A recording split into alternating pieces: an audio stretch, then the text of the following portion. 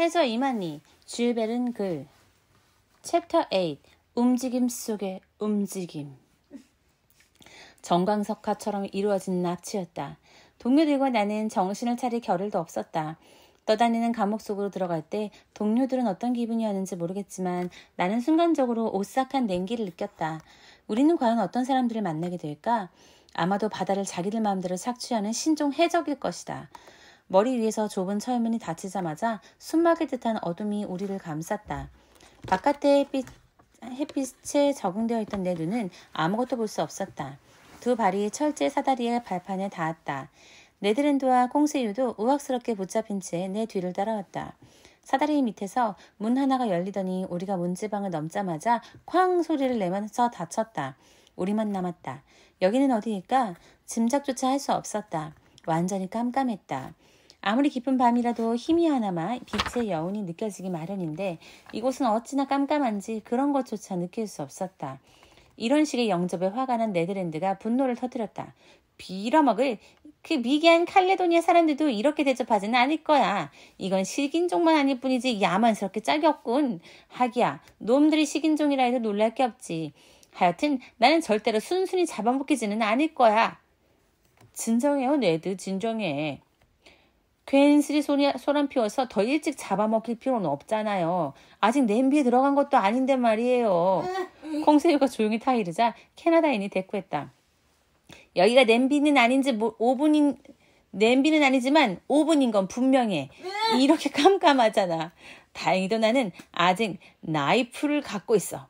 깜깜하긴 해도 이걸 사용할 수는 있지. 저 강도놈들 중 누구라도 내게 손대는 자가 있으면. 내가 작사자비에게 말했다. 화내지 말게 네드. 쓸데없이 폭력을 써서 상황을 위태롭게 만들 필요는 없어. 혹시 우리가 하는 말을 듣고 있을지 누가 알겠나? 그보다는 여기가 어딘지나 알아보도록 하세. 나는 손으로 더듬거리면서 걸었다. 5걸음 만에 벽에 부딪혔다. 철판에 못을 박아서 만든 벽이었다. 다시 뒤로 돌아가자 이번에는 나무 탁자에 부딪혔다. 탁자 옆에는 등받이 없는 의자가 여러 개 있었다. 바닥에 깔린 돗자리가 발소리를 죽여주었는데 뉴질랜드산 사무로 짠 돗자리인 듯했다.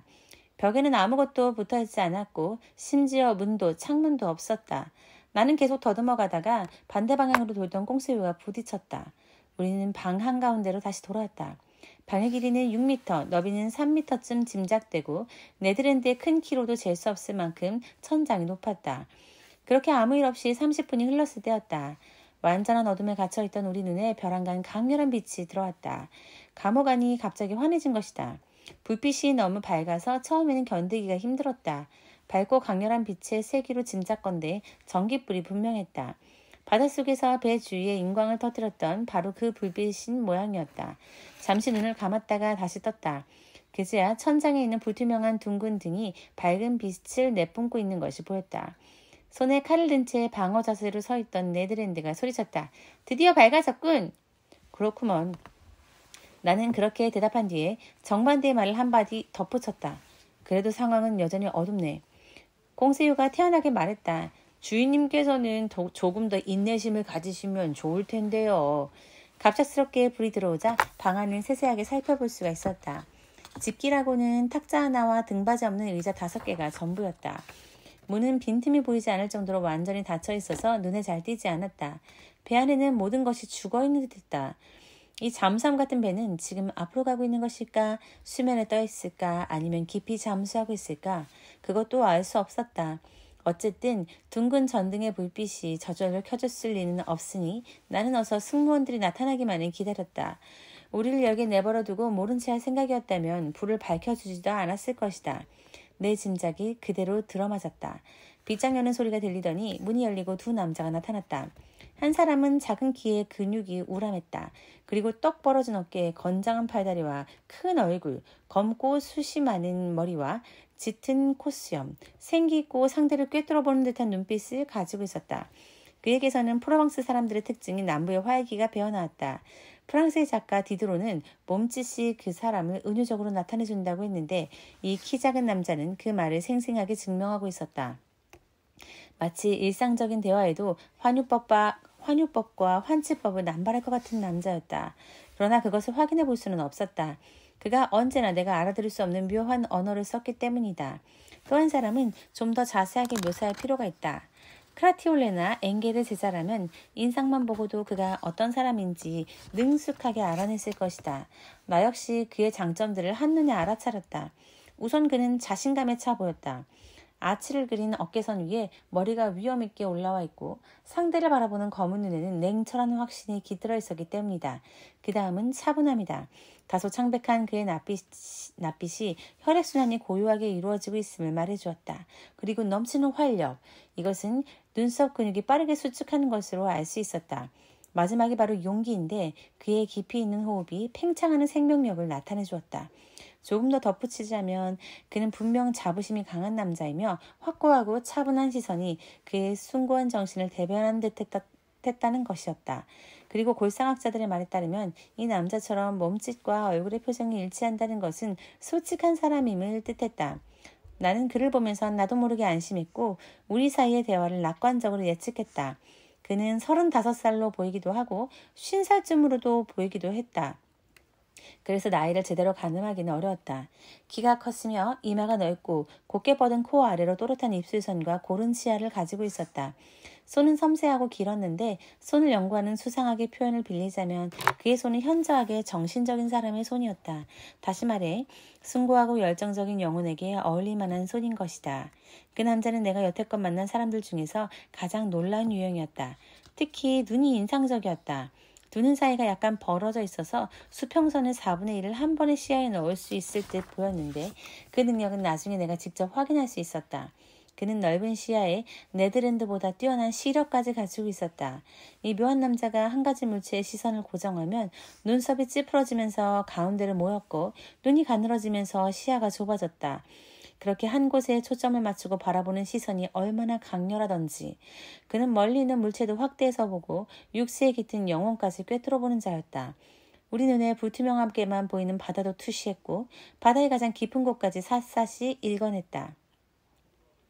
정체를 할 수 없는 두 남자는 해달의 털로 만든 베레모를 쓰고 물개 가죽 장화를 신었으며 몸에 딱 달라붙어서 활동성 있어 보이는 독특한 재질의 옷을 입고 있었는데 둘 중에서 키가 큰 사람이 선장인 듯 했다. 그자는 한참 동안 말 한마디 없이 우리를 주의 깊게 살피기만 했다. 그러더니 몸을 돌려 자기 동료와 이야기를 나누었다. 내가 처음 접하는 언어였다. 낭낭하고 조화롭고 유연한 발음의 언어로 음절의 억양이 아주 다양했다. 키 작은 남자가 고개를 끄덕이며 대답하더니 두세 마디를 덧붙였다. 역시 전혀 이해할 수가 없었다. 그가 눈짓으로 내게 질문을 해왔다. 나는 말을 전혀 못 알아듣겠다고 프랑스어로 대답했다. 하지만 그는 내 말을 이해하지 못한 것 같았다. 난감한 상황이 벌어졌다. 공세유가 말했다. 주인님께서 우리가 여기까지 오게 된 과정을 이야기하셔야 합니다. 그러면 이 사람들도 아마 몇 마디는 알아듣겠지요.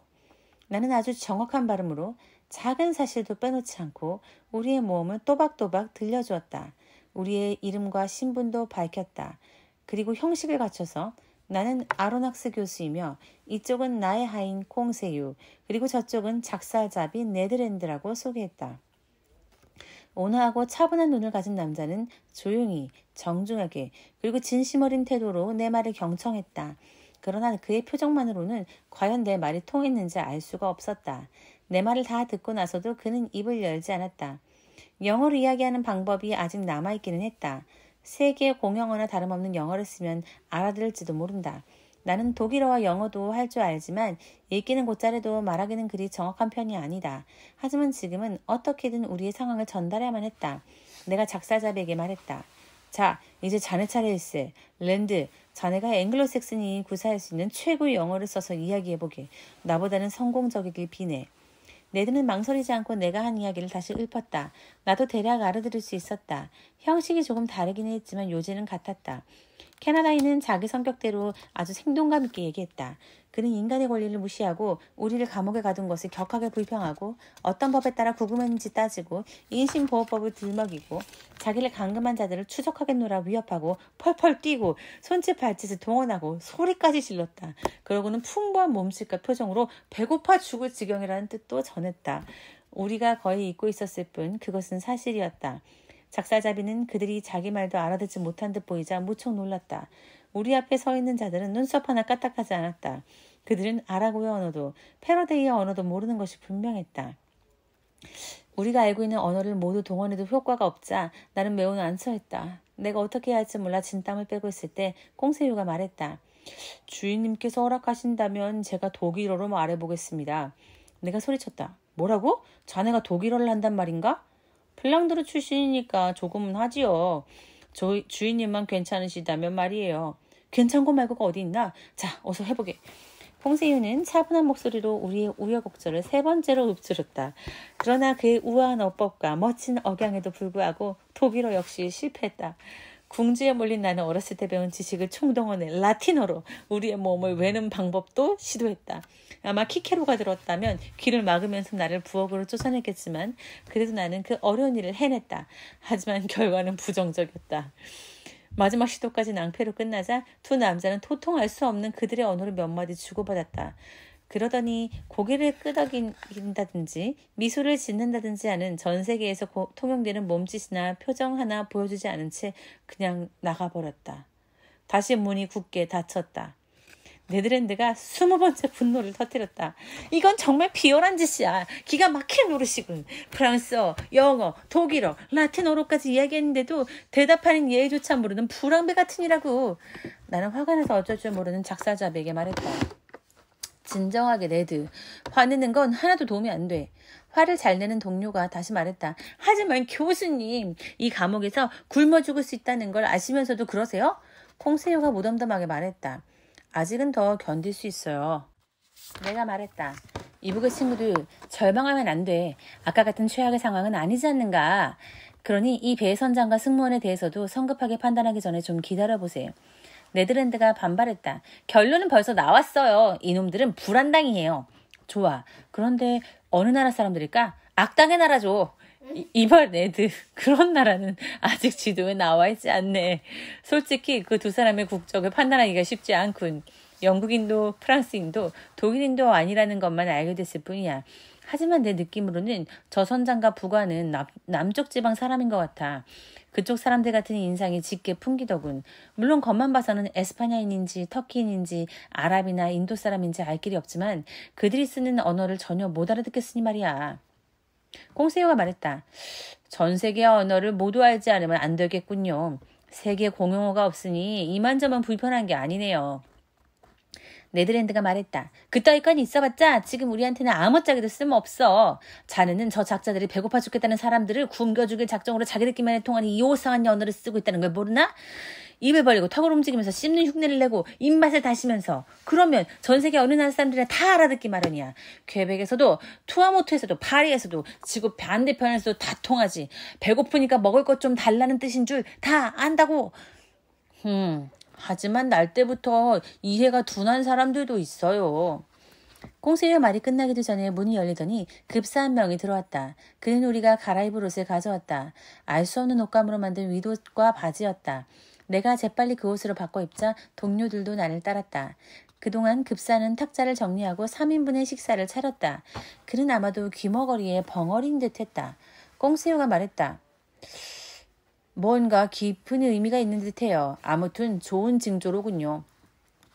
불평 많은 작사자비가 말했다. 쳇, 대체 여기서 뭘 먹겠다는 거야? 거북이 간이나 뼈를 발라낸 상어살? 그게 아니면 돈발 상어 스테이크? 꽁세유가 말했다. 그건 보면 알겠죠. 은재 뚜껑이 덮인 요리 접시가 식탁 위에 보기 좋게 늘어섰다. 우리는 식탁 앞에 앉았다. 분명히 우리의 상대는 문명화된 사람들이었다. 머리 위로 쏟아져 내리는 전기불만 없었다면 리버풀의 아데피 호텔이나 파리그랑 호텔의 식당에 앉아있는 느낌이 들었을 것이다. 그래도 빵과 포도주가 빠져서 아쉬웠다는 말은 해야겠다. 물은 신선하고 맑았지만 그래도 물은 물인 법이다. 이 점이 또 네덜란드의 불평거리가 되었다. 식탁을 채운 것은 세련되게 조리된 여러 가지 생선 요리였다. 훌륭한 솜씨였지만 뭐라 콕 집어 말할 수 없는 묘한 맛을 가진 요리도 있었다. 심지어 어떤 요리는 식재료가 식물인지 동물인지조차 아리송했다. 식기 세트는 우아하고 품위가 있었다. 접시와 숟가락, 포크, 나이프 등 모든 식기에는 독특한 표시가 있었다. 움직임 속의 움직임. Mobilis in mobilis. 라는 구절 글자 N을 둥글게 감싸고 있는 표시였다. 이것을 그대로 베끼면 다음과 같아. 움직임 속의 움직임. 이 문장은 전치사 in을 위에라고 번역하지 않고 안에라고 번역하면 이 잠수함에 딱 적용되는 문장이다. 글자 N은 아마도 해저 세계를 지휘하는 수수께끼 같은 인물의 이름 머리 글자일 것이다.